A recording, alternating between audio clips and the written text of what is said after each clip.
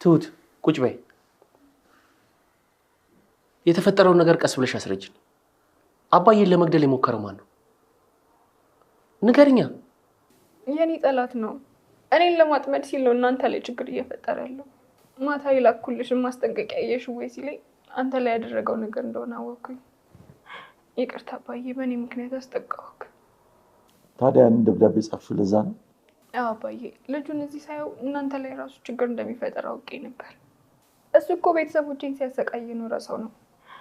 አሁን ደግሞ እናንተን ሲያሰቃይ ባይኔ ማየት አልችልም። የኔ ልጅ በእኔ ስቃይ ስንት ጊዜ አንገትሽን ደፋሽ? ስንት ጊዜ ታመምሽ አይደል እንዴ? አባዬ፣ ያኛውና ይሄኛው በምንም እኮ አይገናኝም። ምንም ሁኚ ምንም አንድ ቤተሰብ እስከሆነ ድረስ ያንቺ ህመም የኛ ነው። ስለዚህ እባክሽን ትሁት፣ አንድ ነገር ሲፈጠር ከኛ የሚሸሽውን ነገር ብታዩ ይሻላል። እንዴ አባዬ፣ በእኔ ምክንያት እኮ ሞተ ነበር። አንዳችሁ በእኔ ምክንያት የሆነ ነገር ብትሆኑ እኔ መኖር የምችል ይመስላል? ከተቀየርክ ተወኝ። እውነት ተቀይሬያለሁ የምትል ከሆነ በቃ ምርጫዬን አክብርልኝ። ምርጫሽ እኔ ብቻ ነኝ፣ ሌላ ምርጫ የለሽም። እኔና እኔ ብቻ። ደግሞ ይኸውልሽ በሰላም እንዲኖሩ ከፈለግሽ በዙሪያሽ ያሉ ሰዎች አሁን ያልኩሽን በደንብ አስቢበትና መልስሽን እጠብቃለሁ። መልሱ ታዲያ እሺ እንዲሆን እፈልጋለሁ። ገባሽ? አባዬ ቤተሰቦቿ ጋር እንዳጨርሰው ካለ እስኪ አስበው። ትሁት ባትኖር እስከዛሬ ድረስ ምን ልንሆን እንደምችል ካለ ብዙ ዋጋ ከፍላልናለች። ውለታው አለብን። አድናናለች። እሱንም አውቃለሁ። ካለ ካወቅ አደራህን ተቀበል። ከኔ ከአባቴ የተቀበልካት ኃላፊነትህ ነች። እሺ አባዬ። ይኸውልሽ ትሁት፣ አንቺ ለኛ የፍቅር ምሳሌ ነሽ። በአንቺ ብዙ ነገር አልፈናል። እንደዚህም እንደምታየው አንድ እንድንሆን አድርገሽናል። ስለዚህ ምንም ቢገጥምሽ እኛ ከጎንሽ ነን። በጣም አመሰግናለሁ። ስለ ሰውየው ግን ማወቅ ይኖርብናል። ሰውየው ማን ነው? ለምንድን ነው የሚከታተልሽ?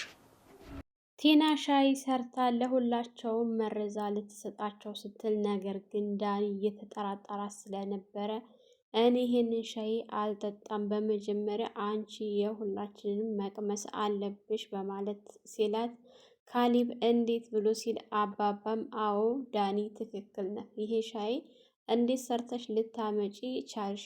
ከመቼ ወዲህ ነው አንቺ ለኛ የሆነ ነገር ሰርተሽ ልታቀርብ ይቻልሽው? ያውም ደግሞ ስሪ ሳትባይ። ስለዚህ አንቺ የምታመጪው አላንድ ነገር አይደለም፣ የሆነ ያሰብሽው ነገር ስላለ ነውና ይሄን ሻይ በግዴታ አንቺ መጠጣት አለብሽ ስትባል፣ እንግዲህ ቲና ደንግጣ እንዴት ብዬ ነው የምጠጣው ስትል፣ ጠጭ ብዬሻለሁ ጠጭ፣ ይህንን ሻይ ካልጠጣሽ የመጨረሻሽ ነው ከዚህ ከቤት ስትል፣ አባሩኝ እንጂ ይህንን ሻይ አልጠጣም ስትል፣ መጀመሪያውንም አንቺ የሆነ ነገር ሰርተሽ የምታመጪውን እኔ እየተከታተልኩሽ ነው፣ በድብቅ ቤት ውስጥ ካሜራ ደብቄ የምታወሪውንም ሆነ የምትሰሪውን ሁሉንም እያየሁ ነው። ስለዚህ ከዚህ ቤት በገዛ ፍቃድሽ የምትወጭበትን ጊዜ አቅርበሽዋልና እባክሽን አሁን ምንም አይነት ወሬ አልፈልግም፣ ልብስሽን ይዘሽ ውጭልኝ፣ አይ ካልሽ ደግሞ አሳስርሻለሁ ብለው ሲሏት፣ እሺ አባዬ ይቅርታ አድርግልኝ እወጣለሁ በማለት እንግዲህ በራሷ ፍቃድ ከቤት ለቃ ልትወጣ ነው። ከዚህ ቤት ላለመውጣት ብዙ ነገሮችን በተደጋጋሚ ጥፋት እያጠፋች ይቅርታ እየጠየቀች ይቅርታ እያደረጉላት ብትኖርም ነገር ግን አሁን በፊትም ሊያስወጣት ሲሉ አባባ አንቺ ነሽ ልታስገድይኝ ያልሽውና ብለው ሊያስወጣት ሲሉ እንግዲህ ትሁት ጋር ከሰውየው ጋር ተደዋውላ እሱ ምክንያት ፈጥሮላት ነበር እዚህ ቤት የምትቀርበትን ነገር ግን በራሷ ሁሉንም አበላሸችው። እሷ ማንም አላየኝም ብላ በእሷ ቤት እንግዲህ ሁላቸውንም ለመመረዝ፣ ምክንያቱም ዳኒም አሁን ሰዓት ላይ ፊቱን አዙሮባት ምርጫው ኤደን እንደሆነች ስለነገራት በጣም ተናዳበትና ተበሳጭታበት ስለነበረ ሁላቸውንም እንግዲህ መርዝ ካጠጣቻቸው በኋላ ትሁትን ከሰውየው ጋር ለማገናኘት ነበረ እቅዷ። ምንም ሊሳካላት አልቻለም ማለት ነው። ሰላም ሰላም፣ ውድና የተከበራችሁ የቻናላችን ቤተሰቦች እንኳን ሰላም መጣችሁ። እንግዲህ የካሌብ አባት ከአሁን በፊት ልታስገድላቸው ብላ፣ ነገር ግን እሳቸው በጣም ሲታገሉትና ሲተናነቁት ነበረ። ምክንያቱም በቃ እንደ ሽማግሌ አይደለም፣ በጣም አቅም ነበራቸው። ሲታገሉት አንተ ሰውዬ ቆይ እንዴት ነው እንደዚህ አይነት ጥንካሬ ከየት ነው ያመጣኸው? በማለት በጣም በኃይል ታግሉ ሊወጋቸው ሲል እንደ አጋጣሚ መንገደኛ እሪ በማለት አስጥላቸው ወደ ቤታቸው ይዛቸው ሄዳ ነበረ። እንግዲህ እሳቸውን በጣም አምሽተው ነው ምን ሆኑ እያሉ ቲናና ትሁትና እንግዲህ ካሊብ እየተጨናነቁ ባሉበት ሰዓት ካሊብ ይኸውልሽ አባዬ የሆነ ነገር ቢሆን ከአንቺ ራስ አልወርድም ብሎ ሲላት፣ በቃ ከአሁን በፊት እኔ ስላሳገጥኩት አሁንም እኔ ነው አይደለ እንደዚህ አይነት ጥያቄ የምትጠይቁኝ?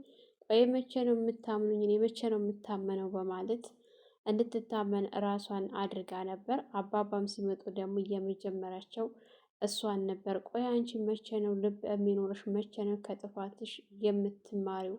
እስከ መቼ ድረስ ነው እንደዚህ እየሆንሽ የምትቀጥዩ? እታስገድይ ነበር። በቃ አልበቃሽ አትመከሪም? በማለት በጣም ተናደውና ተበሳጭተው አሁን ዓይንሽን ላይሽ አልፈልግም፣ ልብስሽን ይዘሽ ውጭልኝ ብለው ሲሏት እንግዲህ ልብሷን ይዛ ልትወጣ በምትልበት ሰዓት አጋጣሚ ለልጁ ስትደውለት ቆይ ግን መሆናል አንድ ሽማግሌ መግደል ስትለው ባክሽ ለዛሬ አልተሳካልኝም፣ ሌላ ጊዜ ማድረግ እችላለሁኝ ብሎ ሲላት ምን ዋጋ አለው?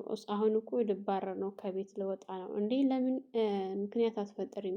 ከዚህ ቤትማ መውጣት የለብሽም ብሎ ሲላት ምን አይነት ምክንያት ነው የምፈጥረው ስትል እሱ ችግር የለውም እኔ ብሎ ምክንያት የምትፈጥርበትን ሁሉ ነገር ሲነግራት እሷን በደስታ ነበር የተቀበለችው።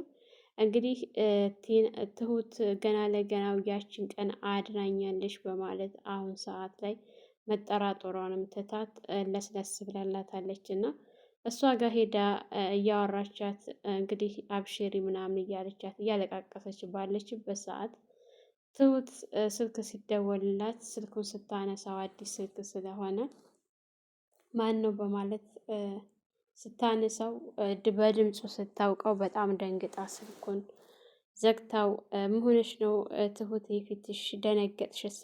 ምንድን ነው? ምን ሰምተሽ ነው? ማን የደወለው ብላ ስትጠይቃት ምንም ስትል እንግዲህ በድንጋጤ ቤቱን ለቃ ስትወጣ ቲና በሳቅ ነበረ ክትክት ያለችው። በአንቺ ቤት አሁን የደወለልሽን ሰው እኔ አላውቀውም ሞኝ እኮ ነሽ እያለቻት ስትስቅባትና ስትሳለቀባት ነበረ።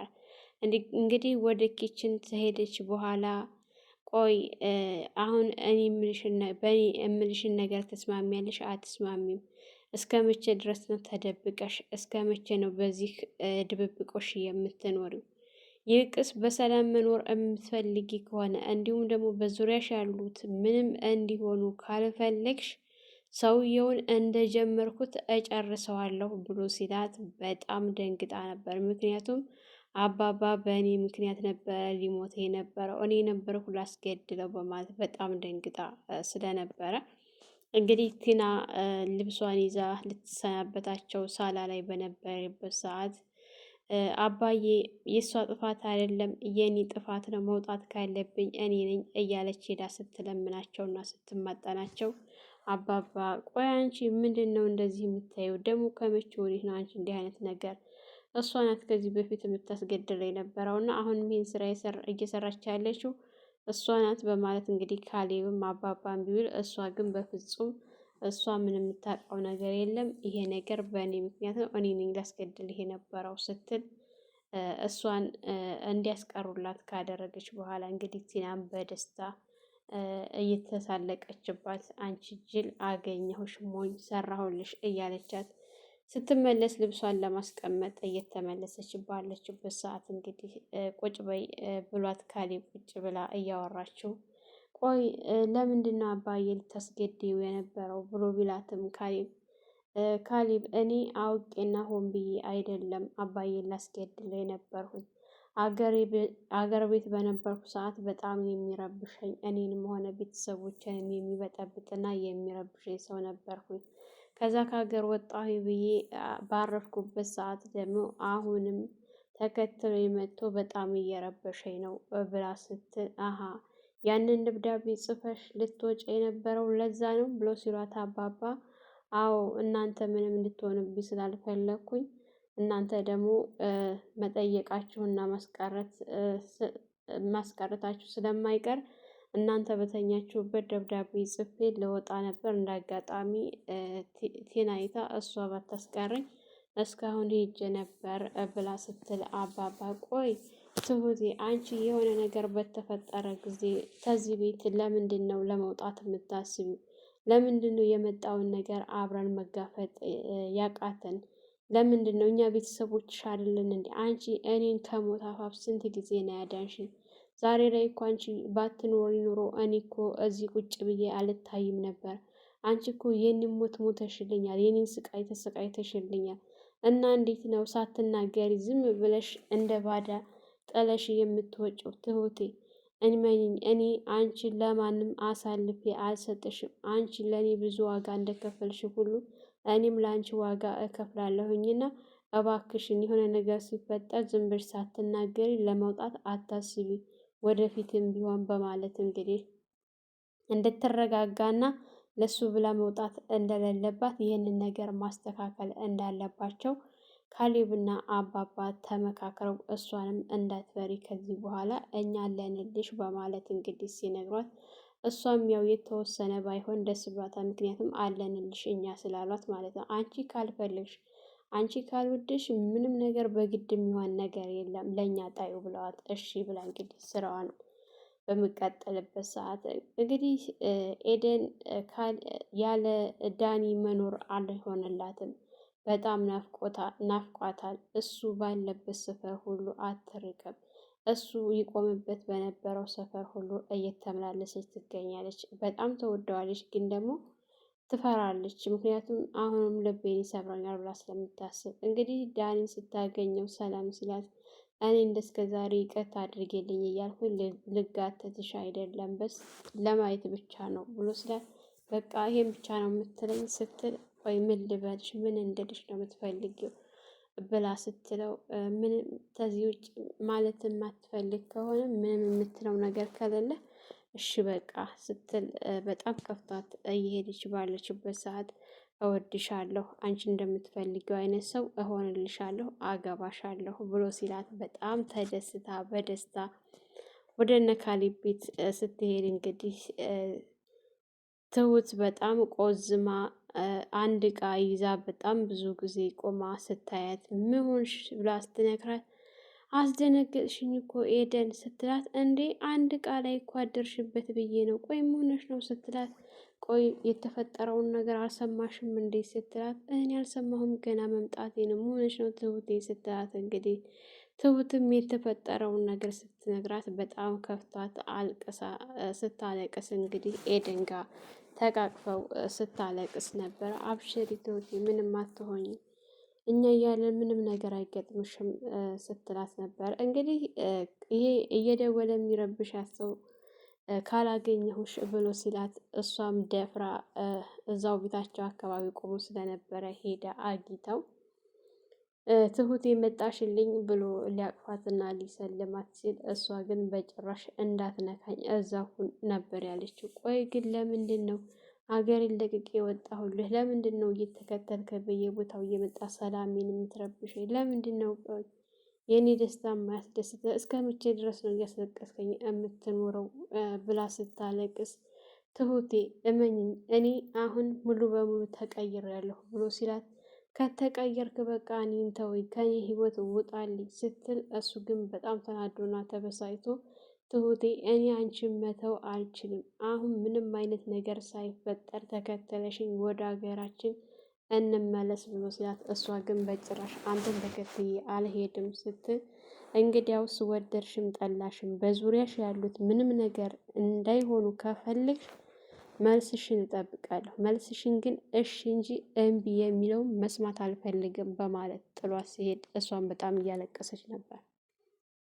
እንግዲህ አባባና ካሌብ ተገናኝተው ካሌብን አደራ ታሁን በኋላ እኔ ሽማግሌ ነኝ፣ አርጅቻለሁ፣ ትሁቴን አደራ አማና ሰጥቻለሁኝ፣ በገንዘብም ሆነ በጉልበት ሕግ ፊትም ሆነ በማቅረብ አንተ ትሻላለህ፣ አንተ ወጣት ነህ፣ አንተ ጉልበት አለህ እና አደራ እኔን ነፃ እንዳወጣችኝ አንተም ነፃ እንታወጣልኝ ብለው ሲሉት እንግዲህ ትንሽ ደንግጦ ነበረ። ግን ቢሆንም አባቱን እሺ ብሎ ተስማምቷል ማለት ነው።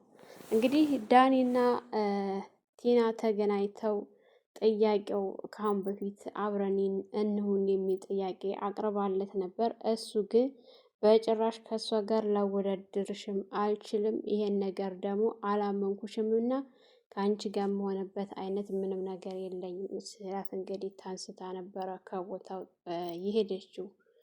እንግዲህ እሱም ቆይ ምን እየተፈጠረው ምን እያደረገች ነው? የሆነ ተንኮልማ ያሰበችው ነገር አላት እንጂ ቲና በሰላም አይደለም። ግን ውስጤ የሆነ ነገር እያደረገች ነው አላመናትም በማለት ነበር የተገረመው። እንግዲህ ካሌብ ሁላቸውም ወደ ቤት ተሰብስበው ተመልሰው ትሁቴ እኛ እያለን አንቺ ምንም ነገር አይገጥምሽም፣ አትፍሪ፣ አታስቢ። ምክንያቱም የአንቺ ችግር የእኛም ችግር ነው። ለእኛ ችግር ስትቸገር ይኖርሻል። ከአሁን በኋላ ደግሞ የአንቺ ችግር የእኛም ችግር ነው በማለት አባባ ሲነግሯት እንግዲህ ዳኒም ትሁት የአንቺ ውለታ አለብን፣ እንደዚህ ተሰብስበን አንድ ላይ ቁጭ ልንል የቻልነው በአንቺ ጥረትና በአንቺ ኃይል ነው። የአንቺ ነው ለዚህ ያበቃሽን አንቺ ነሽ እና ለአንቺ ምንም መሆን አለብን።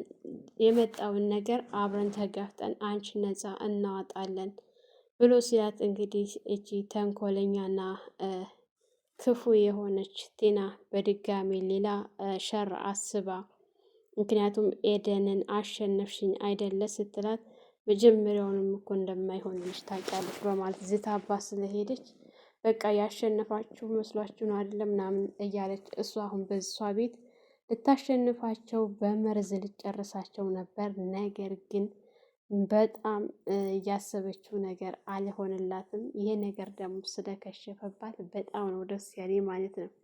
ምክንያቱም እሷ የሰራችውን ማንም አምኖ አይቀበላትም። ማንም አምኖ ሊበላም ሊጠጣም አይችልም። ምክንያቱም አባባ ከዚህ በፊት ያደረገችው ነገር በጣም ውስጣቸውን ስለሚያማቸው እየተከታተሏት ነው ምን እንደምታደርግ ማለት ነው። እና እንግዲህ ለእነሱ የቆፈረችበትን ጉድጓድ በራሷ ልትገባበት ነው። የቲና ውርደት ሁልጊዜ ምንም ነገር አስባ አይሳካላትም። በጣም ነው ደስ ያለኝ ብቻ ማለት ነው።